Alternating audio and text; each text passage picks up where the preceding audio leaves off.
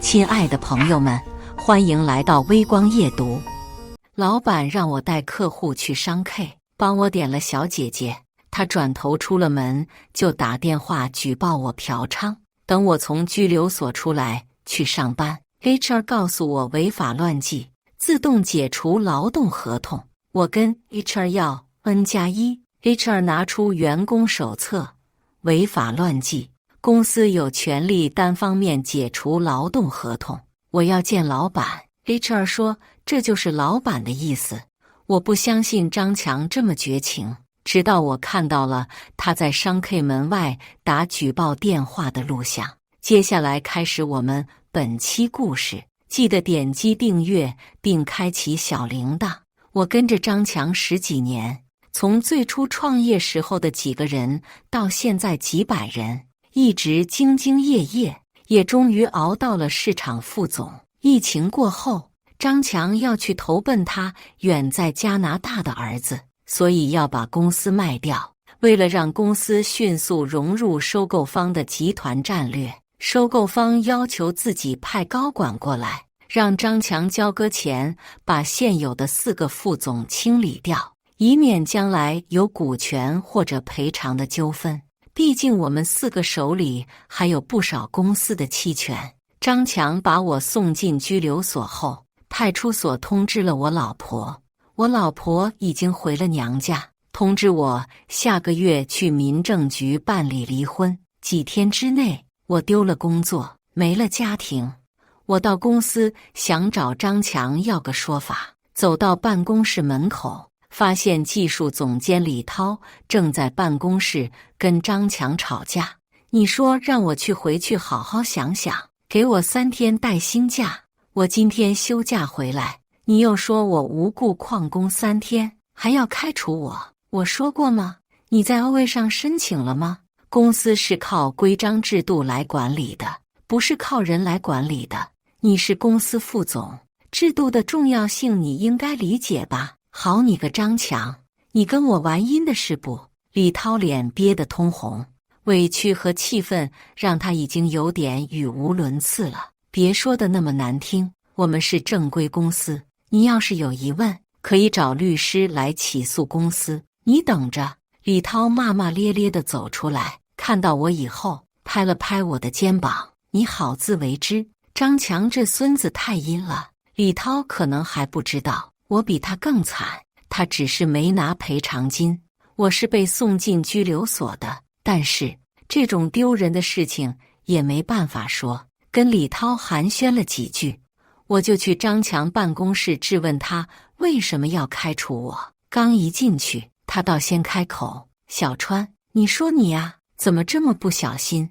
我要是早知道，就给市局的朋友打个电话，你也不用进去了。有李涛的前车之鉴，我已经知道是怎么回事了，也不想跟他绕弯子，直接问他，张强，我为公司也干了10几年了，你如果真的想让我走也成，把赔偿和期权折现给我，我不会赖着不走的。一听到我要钱，张强脸色马上就变了。小川，咱公司的员工手册写得清清楚楚，违法乱纪公司可以解除劳动合同，不需要赔偿。至于期权，现在还没有行权，你已经离职了，自然就没有了。我看出来了，张强是铁了心地整死我，毕竟公司一卖，他就润去加拿大，以后也没有再见的可能性了。说完了，他还洋洋自得地说，我这也是跟宋太祖学的，杯酒释兵权，你也不要怪我，最起码你们几个这么多年来占了公司不少便宜，也靠公司的收益买车买房了。再说了，我做的事情也是合法的，真好意思给自己脸上贴金，还杯酒释兵权，不就用阴招让我们不拿赔偿就走吗？我实在是咽不下这口气。张强，要不是兄弟们跟着你打天下，你有现在的地位吗？我们是劳动所得，并不是你施舍的。无所谓了，没事的话就请你出去，不要影响我工作。你不要欺人太甚。我老婆回娘家了，父母也不在了，孤家寡人一个，你别逼我做出什么出格的事情。张强指了指办公室的角落，有个隐藏着的摄像头，你刚才的话已经录下来，等着公安局来调查你的恐吓罪吧。说完，他居然真的拿起电话报了110。民警调解完后，让我以后不要出现在公司附近，要是屡教不改，会告我寻衅滋事。我说我要离职赔偿，民警让我去仲裁，或者去法院起诉都行，但是不要私下跟公司闹。我刚才的举动已经涉嫌恐吓，如果继续的话，很有可能构成寻衅滋事，会被刑事立案。真的搞笑，就怕我还没有去仲裁，张强就跑了，搞得我一肚子火，又不知道发到哪里。我突然想起，需要提醒一下采购总监王浩，还有财务总监张静。除了我，李涛也是1分钱没拿到就被整走了。按照张强这个做法，肯定是要把我们4个一网打尽的。我马上打给王浩，不过他没有接电话，而且语音提示对方关机。我觉得很奇怪，一个公司的采购总监，工作时间居然手机关机。又打给张静，张静语气慌张地说她在忙，晚上打给我。我觉得哪里似乎不对劲，于是打给了王浩老婆。谁知道他接起电话就一个劲的哭。白哥，王浩前几天就被公安局从家里带走了，你可得想办法救救他呀。我才从拘留所出来，没想到外面发生这么多的事情。什么原因？你们找律师了吗？找了，律师说职务侵占，在王浩办公桌发现1万块钱的红包，供应商的人站出来作证说是王浩跟他索要，他送到王浩办公室的，这纯属扯淡。第一次看见因为1万块，供应商出来举报客户的高管，而且王浩这个人平时跟供应商关系不错，情商又高，也不至于傻到收不熟悉的人的红包。不用怀疑，肯定是张强设的局。看来我完全低估了张强的无耻程度，不过也能理解，搞定我们4个，他就拿着前任去加拿大了，根本不需要考虑后面有什么影响。我安慰了一会儿王浩的媳妇，答应他我去跟公司商量一下，看有没有转机。如果张强还是个人的话，王浩不要期权和赔偿，应该可以让他免于起诉。我试着给张强打了个电话，张强，我去劝说王浩放弃赔偿和期权，你能不能高抬贵手，想办法让王浩出来？白小川，公安局不是我家开的，王浩自己伸手，罪有应得，这是怪不了我。还有，以后不要再打电话骚扰我了，否则我还会报警。说完就把电话挂了。看来张强这次是要把事情做绝了。想起我们4个最早跟着张强创业，辛辛苦苦10几年，现在张强开始卸磨杀驴了，而且是要把我们几头驴赶尽杀绝。到了晚上，张静电话回过来了，小川，别折腾了，张强铁了心整你们几个。你下午打电话的时候，他正跟我摊牌呢。他没有迫害你吧？那倒没有，他说给我50万，让我自己提离职。但是他也明确地告诉我，要是我去闹的话，他也有我之前做假账的证据。所以你打算接受他的条件，我能怎么办呢？我一个40多岁的人了，总不能真的进去吧？比起你们几个，我最起码还拿了50万。张静做了多年的财务总监，公司的账目他很清楚。张强也知道不能把他逼上绝路，否则真的是鱼死网破。但是离职补偿和期权算下来也有300多万呢，你就这么答应他了？不答应又能怎么样？真的跟他闹到鱼死网破吗？张强太有手段了，算准了张静不敢举报，再给点小恩小惠，就把张静暂时稳住了。也顺利地把张静和我们分化开来，保证了张静掌握的他的把柄不会被我们利用。王浩有心机，有手段，但是在拘留所什么也做不了。李涛是个搞技术的，没有心机，所以张强很容易就把他骗了。就算让他过来，也帮不了我什么。此时只有我自己一个人，我真的想去公司把张强胖揍一通，以解心头之恨。但是理智告诉我，这样做无济于事。我匆匆跟张静说了几句，到最后挂电话的时候，张静告诉我，小川，张强的移民手续快要办好了，你要是有什么行动要抓紧，等他跑去加拿大了，就算你再有什么证据，也没有办法讨回公道了。张强留在国内就剩2件事了，干掉我们4个人后卖掉公司，办好移民手续。到今天为止，我们4个都被搞定了，1分钱没有拿到就被公司扫地出门了，公司可以顺利交割给收购方了。剩下的事情就是办好移民手续，拿着钱去加拿大跟他儿子享受天伦之乐了。我粗略算了一下，我们4个人的期权加上离职补偿金，差不多有1200多万。也能理解张强为什么能够不择手段对付我们了。正当我觉得自己一个人也起不到什么作用的时候，王浩老婆打电话给我，白哥，王浩让律师传话出来，让找供应商的吴总是他的人，或许能帮上忙，这也是个思路。内部都被张强压制住了，几个副总都被收拾得服服帖帖，小虾米们哪敢动？所以从外部找点资源，看能不能制衡一下张强。我很快找到了吴总，可惜吴总一声叹息，张强拿所有物料涨价10%，而且马上执行，找到我们老板，要求交出王浩的回扣证据。可是王浩非常谨慎，完全没有留下什么把柄。万不得已，我们老板跟张强商量用栽赃办法把王浩拉下马。但是我们现在的利润也就10个点，如果给你们涨价10%，最终产品的利润将会低于5%。我也不清楚，但是新的合同你们张总亲自签的，我们老板才让自己的亲侄子去王浩办公室栽赃的。这个张强真的是下了血本。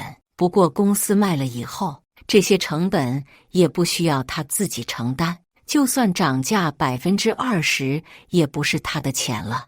我也明显感觉到吴总并不想牵扯进来，毕竟他也没有实锤证据，而且也划不来跟自己老板决裂，于是就挂了电话。供应商那边没有办法，我突然想起张强举报的我们嫖娼，当时是我带着客户那边的赵总，如果找到赵总取消订单，那么收购方尽职调查中肯定会列出经营风险，他们也会重新考虑收购我们的公司。于是我到商 K 那边拿到了张强在门外打电话举报我们嫖娼的录像，找到了赵总。赵总似乎并不意外，看完后面无表情。白总，首先感谢你那天帮我顶着，让我先脱身，你自己到拘留所住了1个礼拜。没事，赵总，这也是应该做的。但是生意就是生意，张强同意明年的订单降价10%，而且我该得的那部分并不会少，所以我没有理由为了你跟他闹翻。张强真的是没把公司当回事了。供应商那边涨价10%，又给客户降价10%，我们的利润也才只有10%啊！这么搞下去，用不了几个月就破产了。当然，那个时候他早跑去加拿大了，被坑的是新的收购方。我看这个情况，赵总也被张强收买了。正要走的时候，赵总又说了一句：“小川，送你一句话，记住。”生意场上没有永远的敌人和朋友，只有永远的利益。我心里刚冒出的希望很快都熄灭了，变成了绝望。张强算准了每个步骤，确保我们被赶尽杀绝，而且他并没有付出真金白银，只是给收购方挖了一个大坑。就算将来出了事，加拿大和中国也没有引渡条约，张强依然可以高枕无忧。过了几天，王浩被取保候审出来了，于是我约着王浩、李涛和张静一起商量一下，看有没有什么办法。大家刚坐下，张静就给我们说了一个坏消息：收购方的尽职调查已经结束，很快张强就可以拿到钱了。只要钱一到账，张强有可能就先去加拿大，到那边办理移民手续。供应商、客户都被搞定，公司里面的股权也很清楚，财务状况看上去也很不错，尽职调查当然不会有问题。而且张强已经把自己名下的房产和车子都卖了，做好了随时走的准备。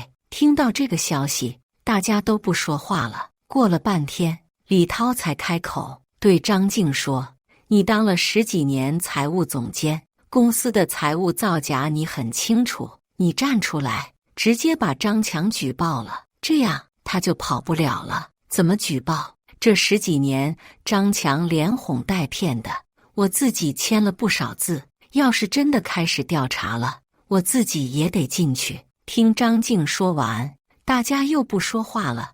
总不能真的让张静也进去吧？要不去收购方举报去吧？没有用的，人家有律师和会计师出的尽职调查，你觉得会相信我们？再说人家见都不会见你的。劳动仲裁呢？李涛属于无故旷工，咱俩违法乱纪，张静是自己离职，怎么仲裁？李涛听说我也违法乱纪了，马上就来了兴趣。毕竟公司谣传我天天跟客户会所嫩模，夜夜笙歌，你怎么违法乱纪的？我就说你这么搞，迟早要被抓吧。我把商 K 外面的视频给李涛看了，又讲了那天他走以后，我去威胁张强，被他办公室监控录下后报警，现在连公司都去不了的事情。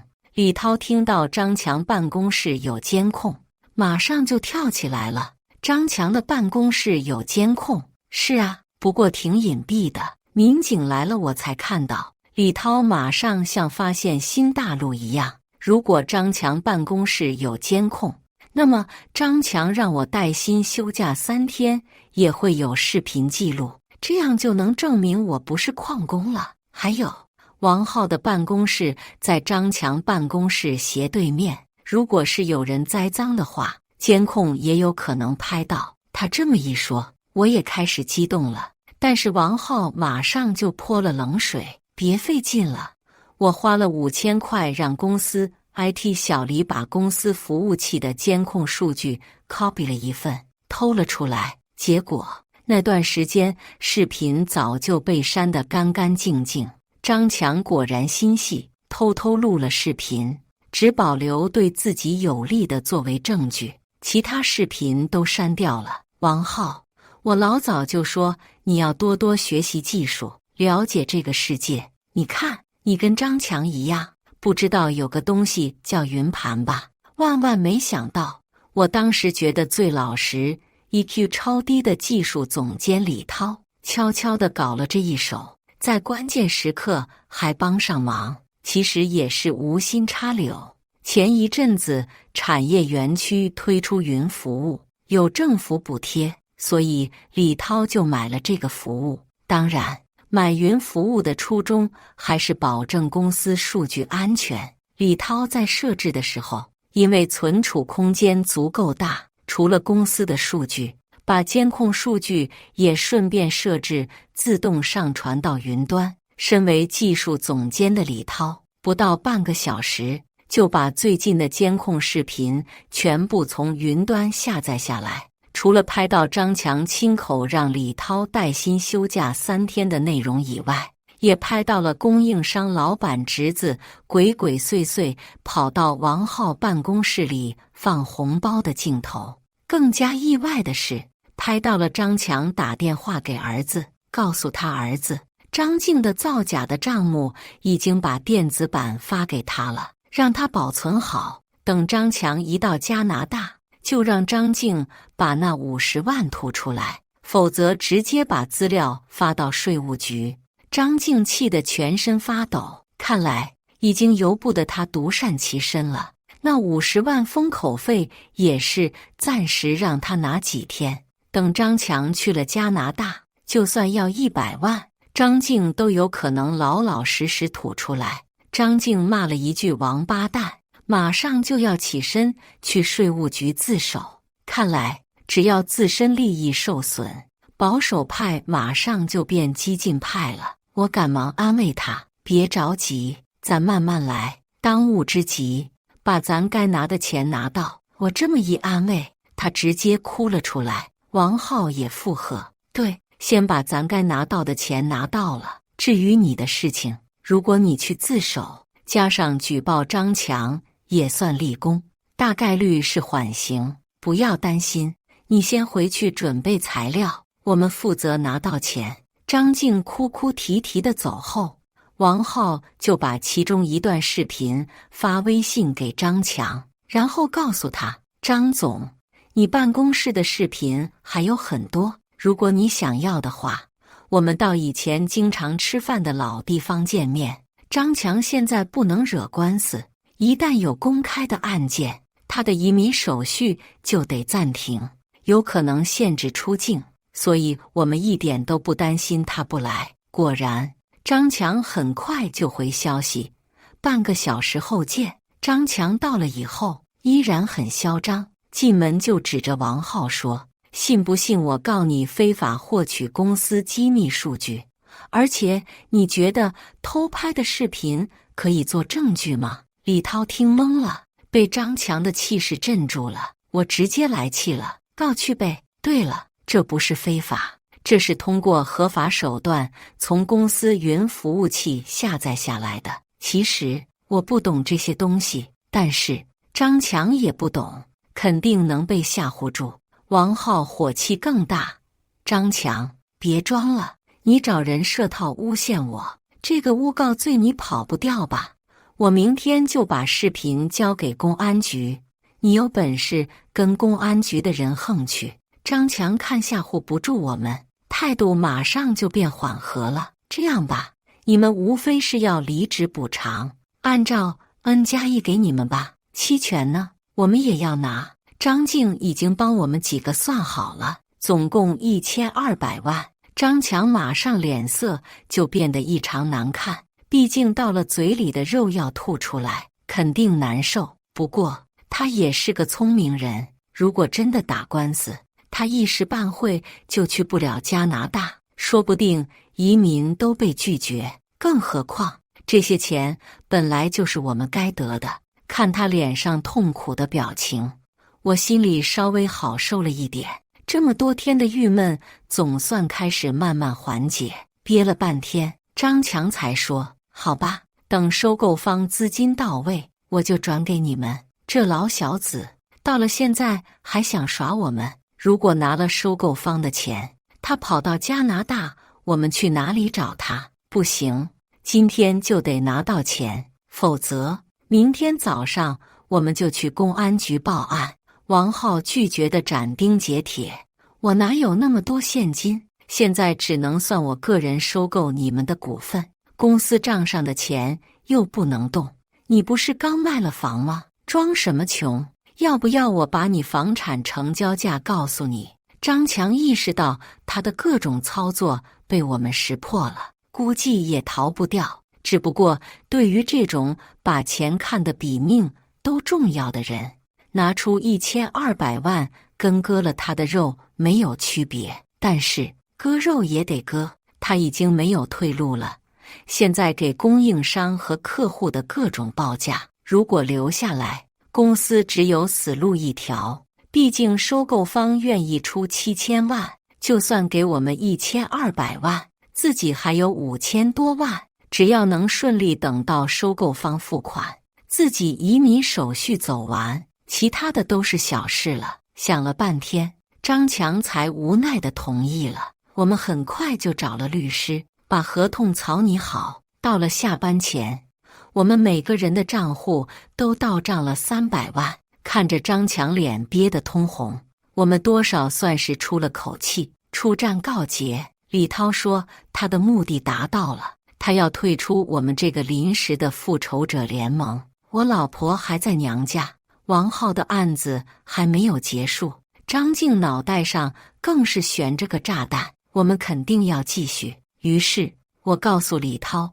公司估计撑不了多久了，如果交不了货，市场很快就空出来，我们几个核心成员完全可以另起炉灶，1200万也够启动了。李涛听了很高兴，毕竟干实业才是他的强项。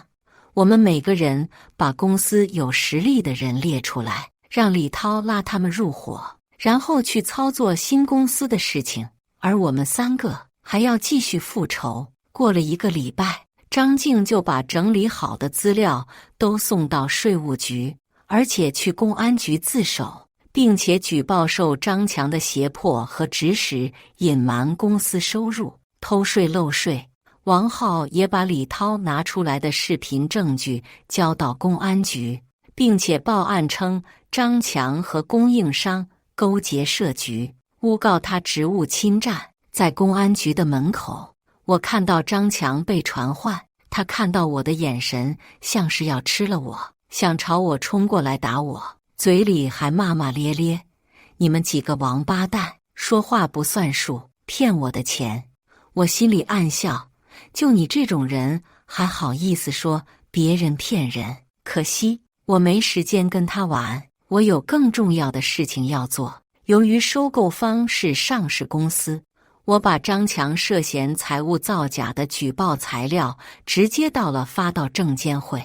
第2天一大早，收购方就发公告，因为标的公司的财务造假问题，暂缓收购。三管齐下，以迅雷不及掩耳之势把张强的退路全部堵死。虽然张强只是暂时被监视居住，但是跟被抓进去没有太大区别。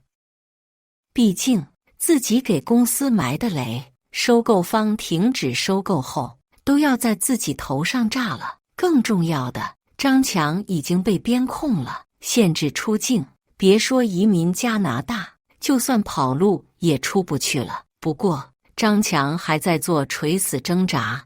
供应商的吴总给王浩打了个电话，说是张强让老板的侄子顶罪，采购价还可以再加10%。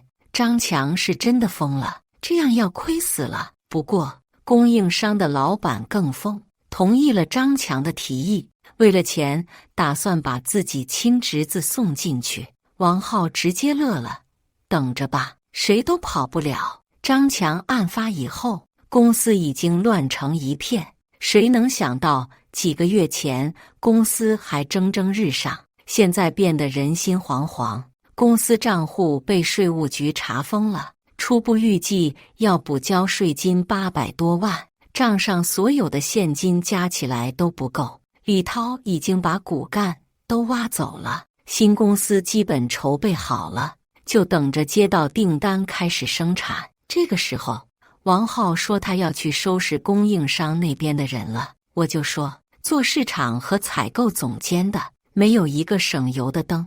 张强真的惹错人了，要是李涛和张静他可以欺负，但是欺负我跟王浩，他算是踢到铁板了。供应商吴总告诉王浩，由于张强公司几个月没有付款，涨价20%也只是纸面上的虚假繁荣，库房已经存了不少库存，而且是定制的产品，别的客户没有办法用，老板已经快顶不住压力了，现金流马上就断了。张强的公司账户都被封了，付得出去款才见鬼了，而且他们也清楚以后也不可能付出这笔钱了。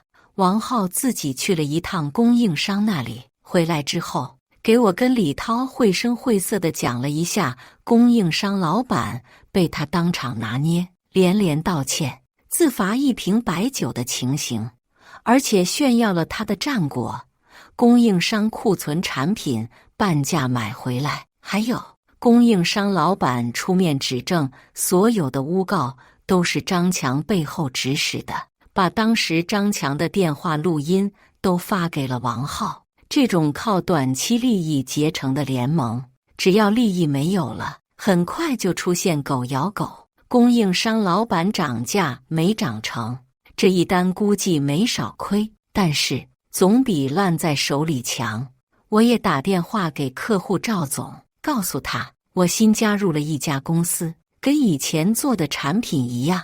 赵总像是找到了救星一样，赶忙说：白总，你真是我的大救星啊！张强那边供不上来，我们马上就要停产了，幸亏你能补上啊，我就不让你降价10%了，可以按照原价采购，还真把自己当根葱了。这个时候还跟我玩这套，完全没摆正自己的位置。抱歉啊，赵总，可能不行，我们这边新公司成本高，可能要比原来的价格贵20%，还有公司规章制度特别严格，可能不太好给回扣。要是您不满意，您去别处看看。不过老板说到了下礼拜，价格还要上调10%。赵总那边沉默了半天，最后咬着牙说：好的，白总，如果可以的话，合同我们明天就签。第二天签完合同后，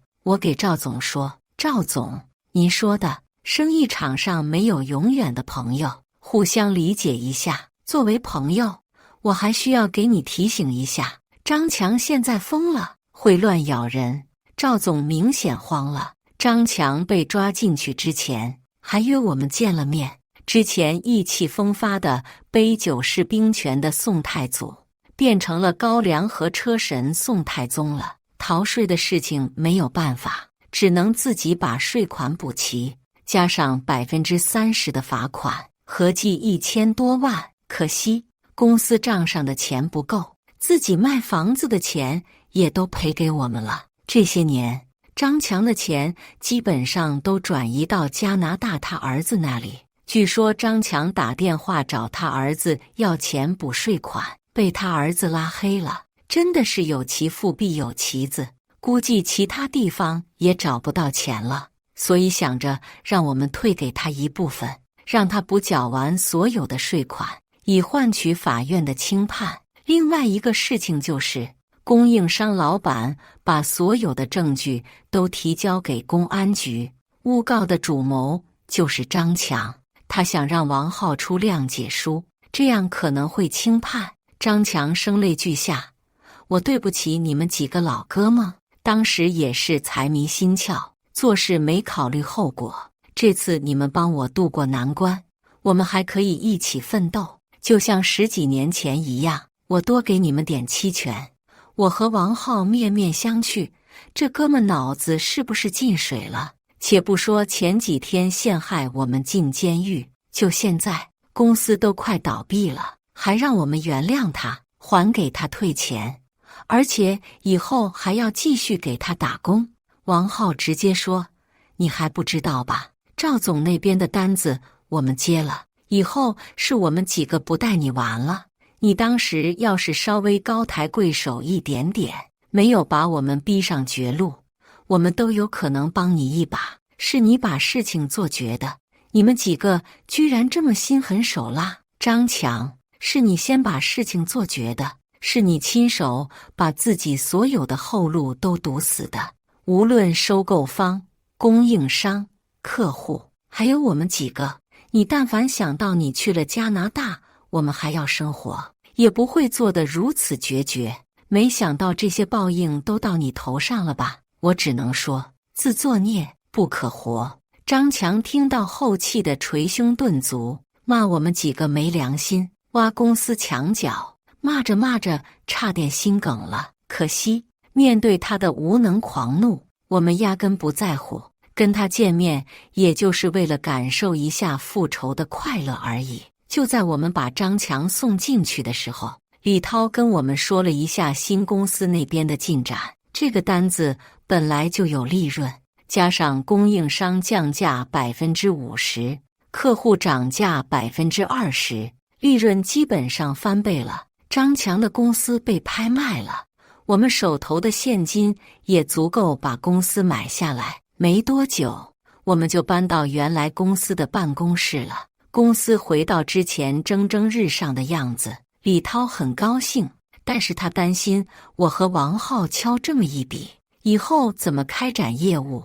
供应商不合作倒是不用担心，客户赵总那边怎么办？我拍了拍李涛的肩膀，李总啊，你还是适合搞你的实业。你觉得张强这种人会放过姓赵的吗？随便咬一口，赵总就得进去。等他进去了，客户那边新上来的采购总监，我们直接给他回到原价，他不用换货源，马上就可以得到降价20%的业绩了。他高兴还来不及。赵总挺倒霉的，碰到张强这种人，倒霉个屁！商 K 那个事情是我帮他顶缸的，害得我哄了老婆几个礼拜，把工资卡上缴了，老婆才回的家。别装了，我就不信你看着赵总自己没想法，力不从心了呀！我一边拿着泡着枸杞的保温杯，一边摇着头跟李涛说。王浩也给李涛说了一下供应商的情况，这种愿意把亲侄子送进去的人，你还愿意跟合作吗？再说了，他这一单做完，亏损40%。